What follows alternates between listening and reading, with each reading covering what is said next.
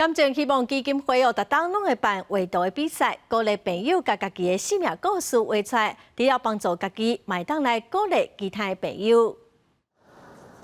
这幅图内底透早日头光出来啊，倒影伫水面上，互人看到充满希望的世界。画这个图的创作者本身是灵感第一期患者，伫破病这一档的过程，维持画图的兴趣，所以伊拢是透过画图来得到心内的平静。伊讲，甲伊看到的大自然景致画出来，会当互伊暂时袂记治疗时的惊吓。这幅画的创作理念就是，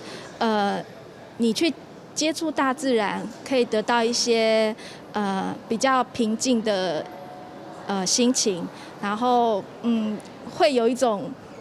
被爱、被祝福的感觉。这是甘情希望基金会替甘情朋友所举办的彩绘希望比赛，拢总有3100个朋友作品。这个活动到今已经举办10档啊，作品目前伫台大甘基做展出。甘情希望基金会鼓励朋友甲家属，会当甲家己的生命故事画出来，透过创作，互家己的心内变平静，嘛透过展出来鼓励在面对感情的朋友。医学报告研究呢也指出了，如果说透过了艺术创作和自己的兴趣结合，这样产生的疗愈效果呢，的确是有效的去控制疾病。做一些